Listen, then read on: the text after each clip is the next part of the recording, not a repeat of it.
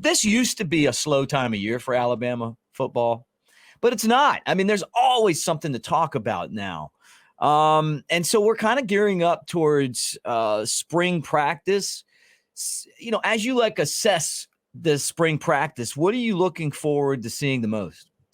Man, yeah, I guess I think Jimmy told me earlier that we're a month away. Wow. So yeah, it's going by pretty quick. It's been almost 2 months since we've seen Alabama on a football field, which is kind of wild. But there's a lot to look forward to as far as the spring's concerned. Last year it's like you got Bryce Young as your starting quarterback. That's already been solidified. You've kind of got your defensive leaders in Jordan Battle and Will Anderson Jr. And, just really across the board, both your coordinators are back. So there's not a whole lot of changes that are being made to this philosophy and building relationships and all that stuff. So I think that all of that stuff's gone. I mean, you've got a quarterback battle that's going to be going on. You've got a new offensive coordinator. So really everybody is in that quarterback battle. The two true freshmen, Eli Holstein and Dylan Lonergan, they're both going to get opportunities as well. But you also got Ty Simpson, you got Jalen Milroe, certainly. So we've seen them a little bit. We get to see a lot more of Ty Simpson. I think that's exciting. I would be curious to see how Jalen Milroe has grown from last year. I think the running back rooms and the wide receiver rooms are really interesting, really across the board. I mean, you lose Jahmyr Gibbs, but you got these two, very impressive freshmen coming in the running back room. And then you got so many different guys returning in the wide receiver room. I mean, granted, they've lost a ton of guys to the transfer portal. Right. But at the same time, I mean, you've got so many, still 4 or 5 guys at least who saw action last year and were kind of a part of that rotation. You're also adding a guy like Malik Benson. And then also, just with Tommy Rees and the offense he's bringing in, I want to see how they use the tight ends. Right. We think it's going to be a huge part of the offense. I want to see just how much, they get targeted during the spring game. What are we hearing as far as the buzz is concerned? You've got the early enrollees, Caleb Downs. How does he look? Caden Proctor, James Smith, like I said, Justice Haynes. So really across the board, a lot of interesting storylines. And then on defense, what is Kevin Steele going to bring? There's some familiarity there, but Alabama's wanting to try to get back to some of their old ways on that side of the football and just being physically dominant. And what is Kevin Steele going to bring to help, get them there? So there's a lot of great storylines this spring. Yeah, it's exciting. Go back to the running backs. I'm just curious because there are a couple of big time, freshmen that are coming in. But what about the guys returning from last year? Who do you see being the person they depend upon the most out of the running back?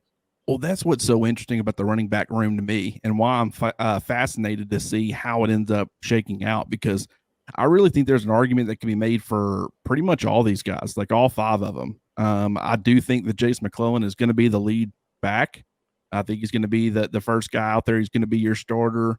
I think he's got some, receiving ability. He can run the football. Obviously, I thought he did better with a heavier workload last year. So I'll be curious to see, do they feed him a little bit more, like that with, Jahmyr Gibbs no longer being in the backfield? Or do we see, them to continue to utilize the committee approach? But Roydell Williams is a guy who's got plenty of experience. Right. Jam Miller used to be Jamarian, but now he's going by Jam according to the roster. First of all, it's a phenomenal name. Hey, and he was good in those spots we saw him last year. Oh, he was fantastic. Yeah. And granted, it was mop-up duty. It's not like it was, with the game on the line, you got to get, a yard or two, and he's out there, grinding things out. There's nuances to playing, in those live game situations where it actually still matters that, we haven't really got to see him in. But every time he's been on the field, he's looked extremely impressive. And so you've got him as well. I think he deserves more touches. I think he's going to be a guy who climbs the depth chart, maybe starting in the spring. And then you've got the 2 true freshmen who I think, both of those guys are capable of handling early touches. And Haynes is the one that's already on campus. So, yeah, it's a very interesting position as we head into the spring. Yeah, I'm with you. I mean, we could sit here and talk about this. Running backs, quarterback. I love watching Ty Simpson in the video there throw the football. I mean, I think he's going to have a really good year. And then you wonder, wide receiver wise, we talked about the offensive line on the show a lot. And so those will be things we'll be keeping an eye on. This is going to be one of the most interesting 8A games and spring practices that we've had anyway in a long time. And I'm trying to think, like, Jalen Hurts' freshman year was the last time the quarterback battle has been this open. I would say maybe following that national championship to his freshman year. It felt like Tua was going to be the guy, but there was still a competition going on. And I mean, if you remember correctly, we went all the way through the season, and then after that first game, Maria Taylor ended up asking Nick Saban to kind of evaluate Oh, the quarterbacks, yeah. and he completely lost it and was like, "I'm not going to say So I mean, that was a quarterback battle as well, but different battle though. I mean, of guys who haven't played, and it's like you just don't really know what you got. And I'm going to give you a tip right now. When Nick Saban is aggravated like that, he's agitated. This is just one of the Mickisms, and you know this because I nail him. You know when something's going on behind the scenes when he gets agitated like that. Oh, yeah. And really, when you look at it's all the key positions. I mean, it's who's going to be the defensive, field general. Is it going to be Deontay Lawson? He seems like the most logical guy to step up. But they're also bringing in, Tresman Marshall, who I think's got a lot of that leadership ability and experience in a similar system. Do they want Lawson to play the Mike or the Will? I think depending on where they want him to play, that's going to determine, who that other starter is going to be next to him. But, inside linebacker is a very important position in Alabama's defense, and positions like star and safety and, one of the cornerback spots. And where does Tyrion Arnold fit in? Does he stay on the outside? Does he move to, start? Does he move to safety? Where does Malachi Moore play? And then on offense, I mean, the most important position on the field and your quarterback, that's something that's still yet to be determined. Does J.C. Latham kick over to the left side after playing right tackle, or does he stay at right tackle? Who ends up starting, your 5 offensive linemen? Is Caden Proctor going to be ready to go?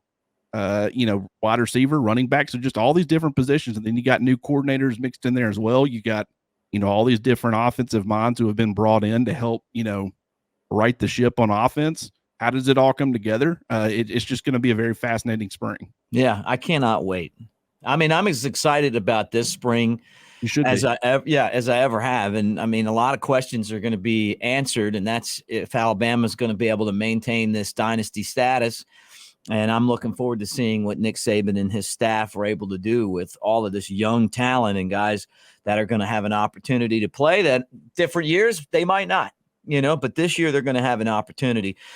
All right, spring practice starts in 1 month from today. Yeah, I think so. Yeah, it hasn't really been released by Alabama, but it's easy to do some math and hear some rumors. And, we're not reporting that it's March 20th yet because we haven't verified that through the university. But it looks like it's going to start around March 20th, which is 4 weeks from today. Couldn't be any more excited. I know to some people it's like, it's spring practice. But the way I look at it is, how big is it that it's the first time that the 2023 football team hits the field together? Now, there'll be additional pieces you add during the summer. This year, it's only 4 or 5 guys. So it really is the football team that we'll play the games with this fall. And they'll be on the practice field for the first time together. And it's the official start of yet another fun quarterback battle. And that's going to be fun, too. And we'll have it all covered for you on Bama Insider. Yeah, look, I was talking to Clint earlier in the show, and I liken this battle to the year that Jalen Hurts ended up at quarterback. And it's different to me than when Tua and Hurts went head-to-head after the national championship went over Georgia, because both guys were experienced, right? We heard about Tua tearing up the number 1 defense in the country during practice. We'd seen Hurts, and then we got a little sample of Tua in the last half of the national championship game. We all know how that turned out. But there were 2 very capable guys, right?